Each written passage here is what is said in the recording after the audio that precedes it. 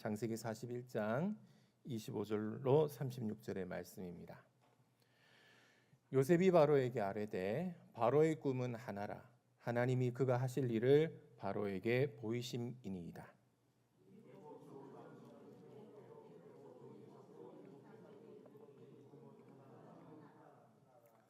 그 후에 올라온 파리하고 흉한 7소는 7년이요 동풍에 말라 속이 빈 7 이삭도 7해 흉년이니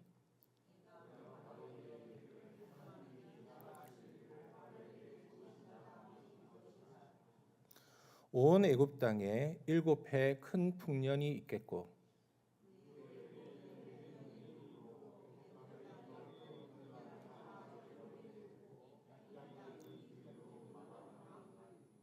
후에 든 그 흉년이 너무 심함으로 이전 풍년을 이 땅에서 기억하지 못하게 되리이다.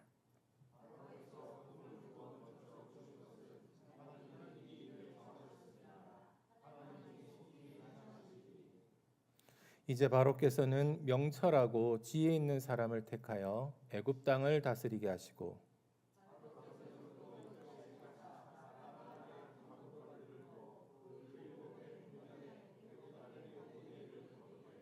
다 함께 읽도록 하겠습니다. 그들로 장차 올 풍년의 모든 곡물을 거두고 그 곡물을 바로의 손에 돌려 양식을 위하여 각 성읍에 쌓아두게 하소서. 아멘. 저는 오늘 착하고 충성스러운 종은 준비하는 자입니다. 착하고 충성스러운 종은 준비하는 자입니다 라는 제목을 가지고 오늘 본문을 여러분과 함께 살펴보고자 합니다. 특별히 창세기 41장 25절로 36절에 기록된 요셉의 꿈 해석을 통해서 마지막 시대를 살아가는 성도의 준비에 대해서 함께 묵상하고자 합니다. 요셉은 애굽 왕 바로 앞에서 하나님께서 보여주신 미래를 해석합니다. 7 좋은 암소와 좋은 이삭은 앞으로 7년에 큰 풍년이 올 것을 상징하는 것이고 이어서 올라온 파리하고 흉한 7소와 속이 빈 7 이삭은 7년의 흉년을 상징하는 것인데 이 흉한 소와 쭉정이 이삭이 이전 것을 먹어치운다라는 것은 이전의 풍요를 모두 잊게 만들 정도의 극심한 7년 흉년이 올 것이라는 내용이었습니다. 오늘날 일부 종말론적 해석에서는 특히 그 은사주의 계열의 교단에서 이런 해석을 많이 하게 되는데 이 7년 풍년을 마지막 시대의 대부흥 혹은 대추수로 이야기하고 있고 또 7년 흉년을 대환란으로 연결하기도 합니다.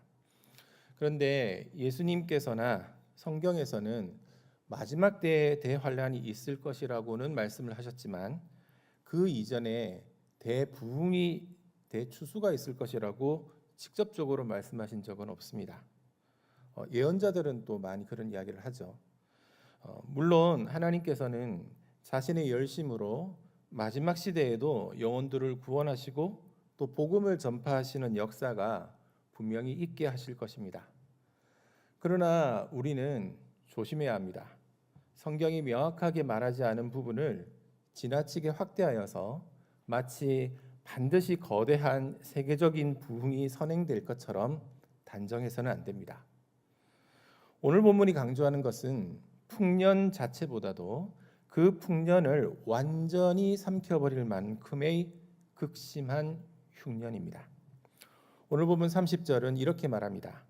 후에 애굽 땅에 7해 흉년이 들므로 그 풍년은 애굽 땅에서 잊어버리게 되고 이 땅은 그 기근으로 망하게 될 것이다.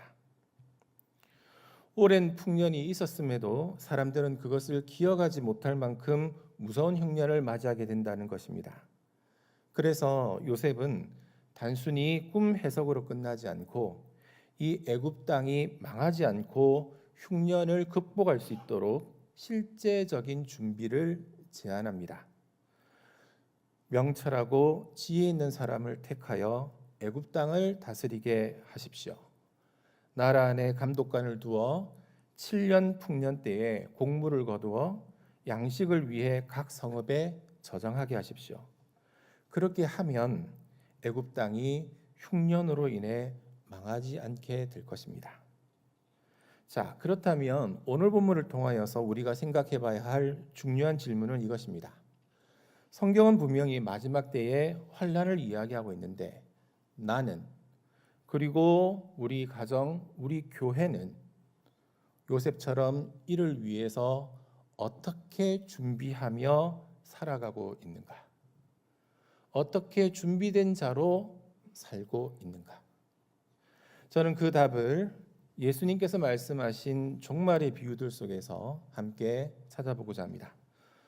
먼저 첫 번째로 말씀을 양식으로 저장하는 자가 되어야 합니다. 먼저 오늘 본문에서 풍년을 삼켜버린 흉년과 그 본질을 잠시 살펴보겠습니다. 바로가 꾸었던 두 개의 꿈은 7년 풍년과 7년 흉년에 관한 것이었습니다. 성경에서 양식은 하나님의 말씀을 상징합니다. 예수님이 광야에서 40일을 금식한 후에 몹시 줄이실 때에 마귀가 다가와 이 돌들로 떡이 되게 하라고 말합니다. 그러자 예수님은 사람은 떡으로 사는 것이 아니라 하나님의 입으로부터 나오는 말씀으로 살아야 한다라고 신명기 말씀을 인용하며 말씀하십니다. 사랑하는 여러분, 오늘날 우리는 AI의 출현과 또 정보통신 미디어의 발달로 이전과는 비교할 수 없는 풍성한 말씀의 시대를 살고 있습니다. 풍성함을 넘어서 너무나 많은 말씀들로 인해서 홍수의 시대를 살고 있습니다. 그런데 성경은 분명히 말합니다. 마지막 때에는 많은 거짓 선지자들이 일어나 할 수 있는 대로 택하신 자들을 미혹할 것이다. 당장 요즘만 봐도 검색창에 엔터키만 치면 우리의 취향을 그리고 우리의 현실과 필요에 너무나 맞는 적절한 말씀들이 쏟아져 나오기 때문에 오히려 진리의 말씀이 삼켜지는 시대입니다. 그러므로 예수님의 종말에 대한 이 예언의 말씀은 말씀의 홍수 시대에서 오히려 말씀의 기근이 일어나게 되는 오늘의 너무나 실제적인 현실이 되어져 버렸습니다. 그렇기에 오늘 본문은 앞으로 되어질 일에 대한 예표가 되는 것입니다. 그런데 여기서 중요한 것은 오늘 본문에서 흉년의 세기, 강도입니다. 오늘 본문 30절은 이렇게 말합니다. 후에 흉년이 어찌나 극심한지 이전 풍년을 잊어버리게 되고 땅은 망하게 될 것이다. 풍성함이 기근에 의해서 환난에 의해서 완전히 덮여버리는 것입니다. 그로 인해 사람들은 풍년의 기억조차 하지 못하게 됩니다. 이 장면은 마지막 시대를 살아가는 교회에게도 매우 중요한 경고처럼 들립니다. 예수님은 마지막 때에 불법이 성함으로 많은 사람의 사랑이 식어지리라고 하셨습니다. 이 사랑은 어떤 사랑일까요? 진리에 대한 사랑입니다. 아울러 성경은 마지막 때에 끝까지 견디고 인내함으로 승리해야 한다고 말합니다. 그러므로 마지막 시대를 준비하는 핵심은 얼마나 큰 부흥을 경험할 것인가가 아니라 환난 속에서도 어떻게 믿음을 지킬 것인가입니다. 그렇기에 이를 위해서 우리는 양식을 저장하는 준비를 해야 합니다. 오늘 본문에서 요셉은 풍년의 때에 누리기보다 오히려 저장을 선택합니다. 그는 다가올 흉년을 바라보았기 때문입니다. 사람들이 풍년의 기쁨 속에 있을 때 요셉은 다가올 환난을 보고 있었습니다. 이것이 지혜입니다.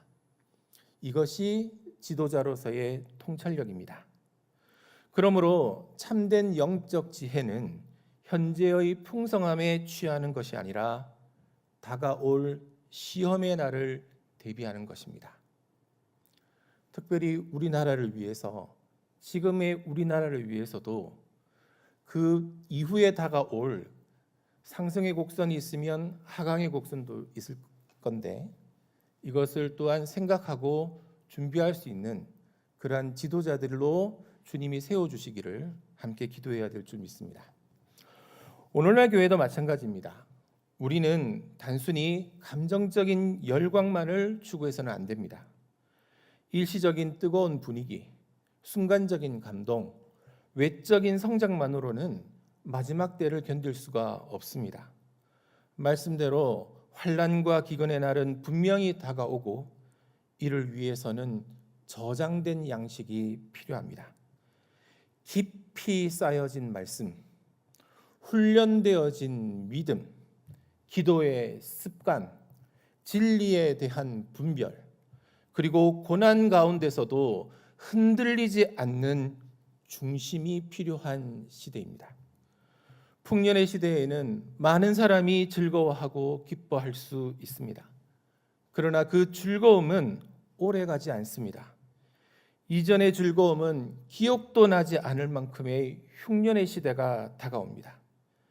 이때에는 오직 양식을 준비한 자만이 살아남습니다. 하나님의 입에서 나오는 말씀이 떠나지 않도록 여러분들의 입술에 말씀을 붙이도록 하십시오. 리브가와 마리아가 하나님의 말씀을 마음에 두었던 것처럼, 생각에 두었던 것처럼 말씀이 여러분의 마음과 생각을 떠나지 않도록 키핑하는 훈련을 하십시오. 여러분의 마음에 그렇구나라고 불이 들어오게 하는, 전등불이 들어오게 하는 말씀들을 그냥 좋았어라고 끝나는 것이 아니라 반드시 메모하고 기록하여서 틈틈이 꺼내 다시 한번 읽고 새기는 그러한 습관들을 기르십시오. 이 지점에서 우리는 예수님의 종말의 비유를 떠올려 봐야 합니다. 마태복음 24장에서 예수님은 제자들에게 충성되고 지혜 있는 종이 되어서 주인에게 그 집사람들을 맡아 때를 따라 양식을 나눠줄 자가 누구냐라고 물으십니다. 놀랍게도 예수님께서는 종말의 때를 설명하시면서 양식을 나누는 착하고 충성스러운 종에 대해서 말씀을 하신 것입니다. 왜일까요? 바로 이 마지막 시대에는 양식이 필요하기 때문입니다. 저는 서두에 이 양식이 하나님의 말씀, 진리라고 말씀드렸습니다. 이 양식은 우리의 믿음을 유지시키는 생명의 공급원이며 또한 죽어가는 영혼을 살리는 복음이기도 합니다. 환난과 기근의 시대에는 사람들의 믿음이 흔들립니다. 두려움은 커져갑니다. 미혹은 강해집니다. 그럴 때 필요한 것은 때를 따라 공급되어지는 말씀의 양식입니다. 그러므로 마지막 시대의 충성된 종은 사람들을 즐겁게 하거나 감동을 주는 사람이 아니라 말씀을 저장한 사람이고 때를 따라 양식을 공급하는 사람인 것입니다. 아멘입니까? 요셉이 저장한 곡식으로 많은 사람들을 살렸던 것처럼 마지막 시대에도 말씀을 저장한 사람들이 공동체를 살리게 될 것입니다. 나 자신이 이 기근을 겨우 넘어갈 정도가 아니라 주변의 영혼들을 충분히 먹이고 살릴 수 있을 정도로 넉넉히 양식을 준비하는 자들이 되어야 합니다. 이를 위해 우리 주님께 풍성함을 구하고 그 풍성함 속에서 넉넉히 준비할 수 있는 지혜로운 자들이 될 수 있으시기를 우리 주님의 이름으로 권면합니다. 두 번째로 기름을 준비하는 자가 되어야 합니다. 성경에서 기름 부음은 성령의 임재를 상징합니다. 그런데 성경이 말하는 기름 부음은 하나님의 말씀, 진리가 우리에게 임하는 것입니다. 어떤 뜨거움을 경험하는 것이 아니에요. 방언이 열리고 환상을 보고 병이 고쳐지고 귀신이 떠나가는 것이 기름 부음이 아닙니다. 그래서 예수님도 성령님을 우리에게 진리의 영으로 소개하시면서 그가 우리를 진리 가운데로 인도하신다라고 말씀하신 것입니다. 요한일서 2장 27절에서는 너희가 주께 받은 기름 부음이 너희 안에 거하면 아무도 너희를 가르칠 필요가 없고 그 기름 부음이 모든 것에서 너희를 가르칠 것이다라고 말씀합니다.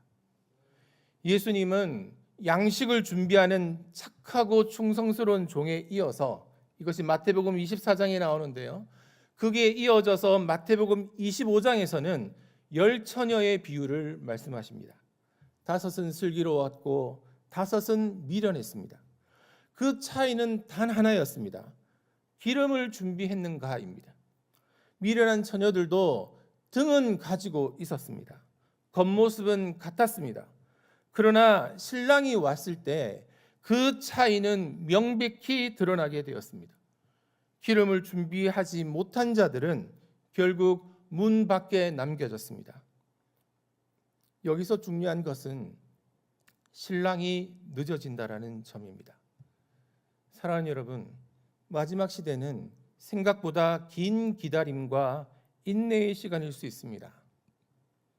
왜냐하면 우리 주님이 마치 축구 경기에서 전광판의 시계는 멈춰졌지만 루즈타임을 적용하는 것처럼 그 시간 속에서 한 영혼이라도 구원하시기 위해서, 또한 당신의 종들을 일깨우시면서 한 명이라도 더 구원하시고자 시간을 늦추시는 것입니다. 그런데 그 과정에서 많은 사람들이 지칩니다. 믿음이 식어집니다. 처음에 열심을 잃어버립니다. 그러므로 기름을 준비한다는 것은 단순한 감정적인 열심이나 일시적인 성령 체험을 말하는 것이 아닙니다. 진리의 말씀, 그 기름으로 우리의 이 생각과 우리의 이 마음에, 우리의 전 육체에 차곡차곡 재어가야 하는 것입니다. 특별히 이 기름 부음은 기도할 때 부어집니다. 그렇기에 진리의 영이 부어지는 가장 확실한 방법은 우리의 필요를 기도로 아뢰는 것이 아니라 우리가 받은 말씀, 깨닫게 되어진 말씀으로 기도하는 것입니다. 그 말씀이 우리의 삶에서 실제가 될 수 있도록, 그 말씀이 우리의 삶에서, 우리의 공동체에서 우리에게 허락하여 주신 줄러지어진 구역에서 하나님의 나라로 이루어질 수 있도록, 그리고 또한 그 말씀이 양식으로, 능력으로 풀어질 수 있도록 기도해야 하는 것입니다. 우리의 생각과 마음에, 우리의 육체에 이 기름 부음이 재어져 갈 수 있도록 우리는 지속적인 기도를 해야 합니다.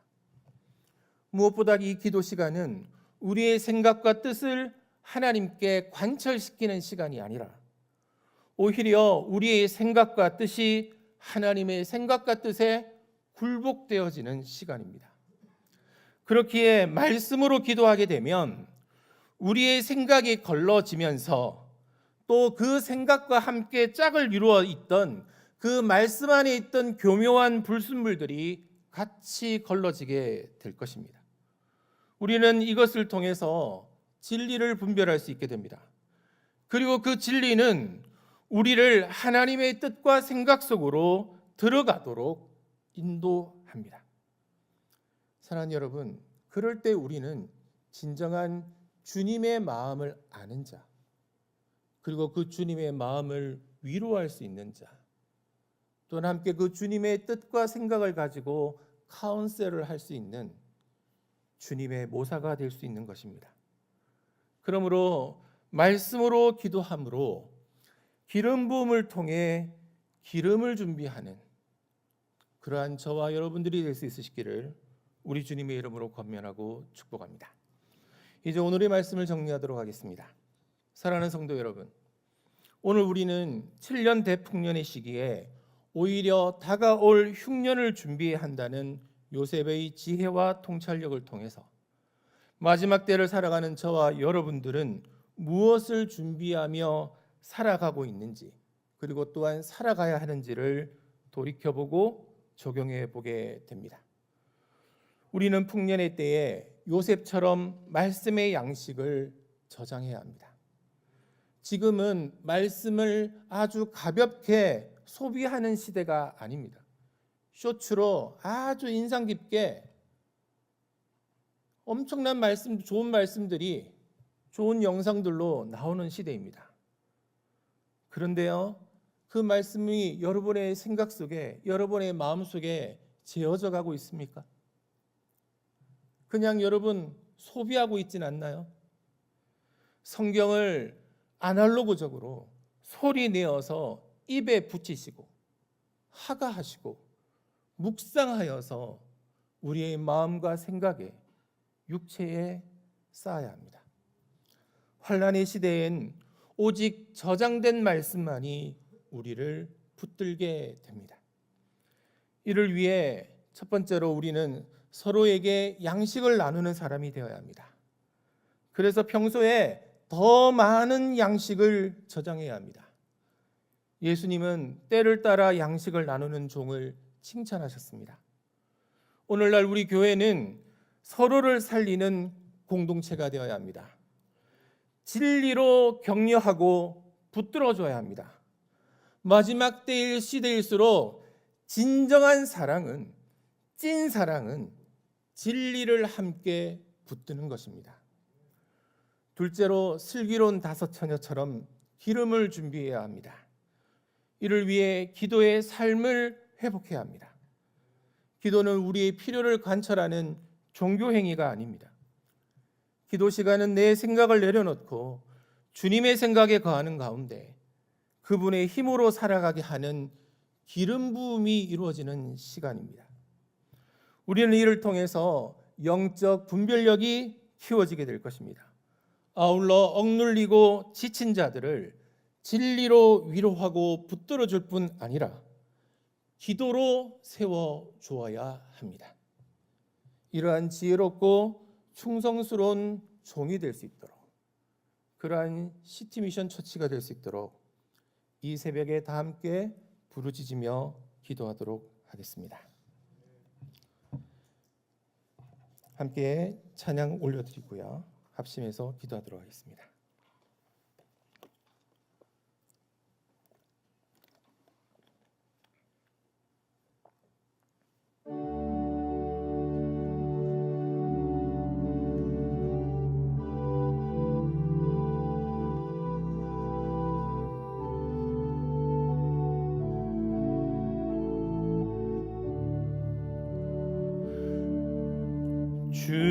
주께서 주신 동산에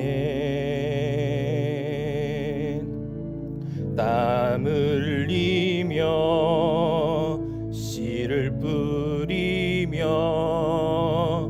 내 모든 삶을 드리리. 날 사랑하시는 내 주님께 비바람 앞을 가리고 내 육체는 쇠잔해져도 내 모든 삶을 드리리. 내 사모하는 내 주님께 땅 끝에서 주님을 맞으리. 주께 드릴 열매 가득 안고 땅 끝에서 주님을 배우리. 주께 드릴 노래 가득 안고 땅의 모든 끝 찬양하라. 주님 오실 길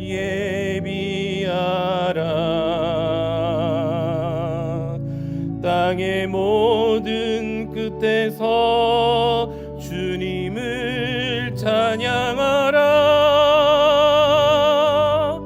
영광의 주님 곧 오시리라. 땅 끝에서 주님을 배우리. 땅 끝에서 주님을 뵈으리. 주께 드릴 열매 가득한 꽃. 땅 끝에서 주님을 뵈오리. 주께 드릴 노래 가득한 꽃. 땅의 모든 끝 찬양하라. 주님 오실 길 예비하라. 땅의 모든 끝에서 주님을 찬양하라. 영광의 주님 곧 오시리라.